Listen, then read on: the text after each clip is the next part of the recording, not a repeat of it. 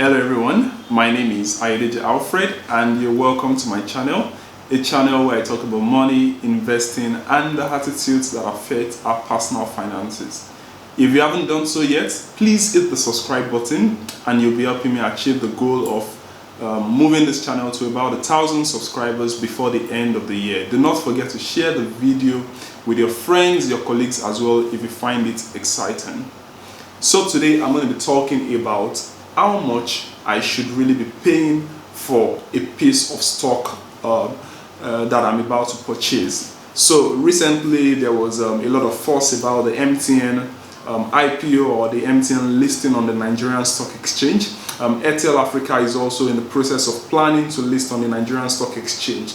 And if investing is really about putting down 1 naira and growing the 1 naira into multiples of naira, then it should be very important how much you pay originally in order to buy these shares. If you pay for a share price, then the likelihood that you're going to make money out of it is going to be lower than if you pay a fair and reasonable price. But before we talk about how much you should pay for the shares, I'm just going to give a bit of an analogy of how prices are determined. So if you walk into a florist shop, that is someone who sells flowers, and you have your wedding anniversary maybe coming up tomorrow, and you tell the florist tells you a bouquet of flower costs 100,000 naira. It becomes very easy for you to pay for 100,000 naira for the bouquet of flowers because you can already imagine the joy that is going to be on the face of your wife when you present her those bouquet of flowers. On the other hand, if you walk into a filling station during a fuel scarcity, and fuel normally should be about 145 naira, but you walk in there and they tell you that fuel is about 250 naira. You are gladly or most likely going to pay for the fuel, not because you feel it's worth 200 naira, but the way you measure its worth is in terms of the trip you are able to make because you have fuel in your car, or the stress of just queuing up on a line that extends hundreds of miles before you buy the fuel. So we already see that prices are really not determined on the basis of what things are worth. In the case of the flowers, it's going to end up in the dustbin anyway, or in the case of the fuel, it's really not what the price is being called. But prices are sometimes measured on the basis of the feelings you're going to get from using something, or just from the fact that something is scarce. In the Nigerian stock market, or in any stock market in general, there's a theory called the efficient market hypothesis. And the efficient market hypothesis simply means that the share price that is being reflected on the stock market prices in all the information that are available about an organization in determining the share price. So if MTN share price, for example, is worth 97 naira, the share price based on the efficient market theory means that you cannot really make a profit by investing in MTN shares other than through insider information.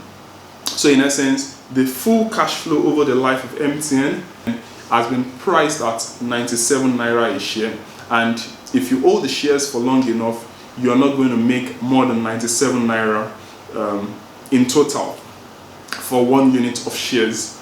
Now, it means that shares are not undervalued, and it means that shares are not overvalued.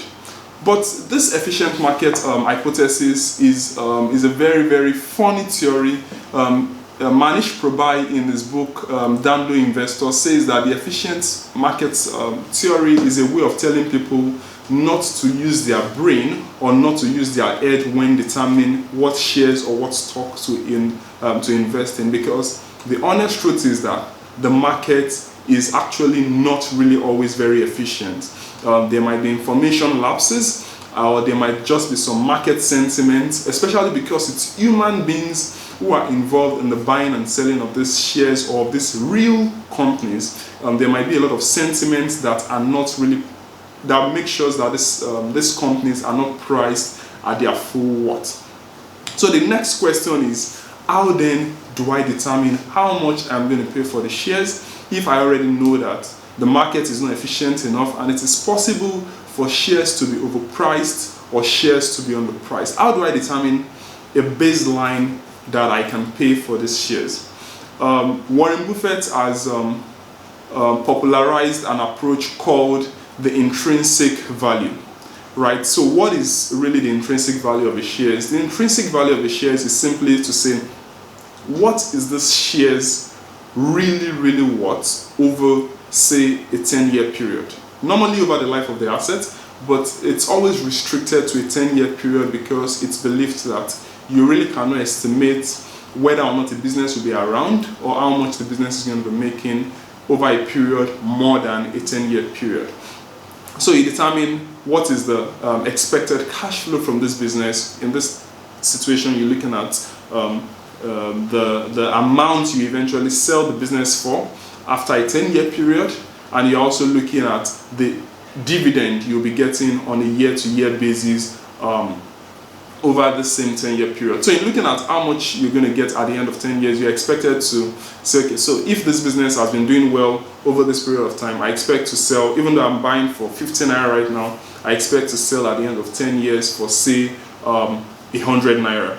And then, having determined what the cash flows for this business is, you can then do something, you can then discount it by what we call an applicable or an appropriate interest rate. But having determined how much this company is worth, then you then need to go further to say, okay, so if a company is worth 100 naira based on my intrinsic value, it then means I should not pay more than 100 naira for it.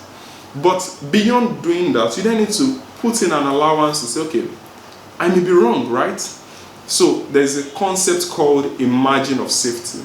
Now the margin of safety is simply saying, if I determine that a shares, I shouldn't pay more than 100 naira for a shares, conventional wisdom says, don't go ahead and buy the shares at 100 naira based on your analysis, because you might be wrong, you might have missed out something, or you might have missed out, or you might have not factored in some information correctly. You can then determine, okay, so if the shares is worth 100 naira, I'm willing to take a 20% chance that my estimations or my calculations are wrong. And that would then mean that you're not going to buy the shares in that organization unless it is selling for less than 20 naira on it, or less than 20 cents or 20 kobo on a naira. In essence, you're going to pay 80% value for it. On the other hand, if you've determined that an organization is worth 100 naira, and then you say, okay, my margin of safety is 30, but the share price is trading for 70 already, and you say, no, this price is worth 100, then it means you should go ahead and buy the shares of that organization immediately. The concept, or the simple thing you should realize here, is that it's not about rushing in to buy shares, because if you're really going to make money by buying any shares, you have to make, or the company has to be really worth more than you're going to be paying for the shares. So it's about making infrequent buys rather than just rushing, to buy every time an organization says it is going to sell.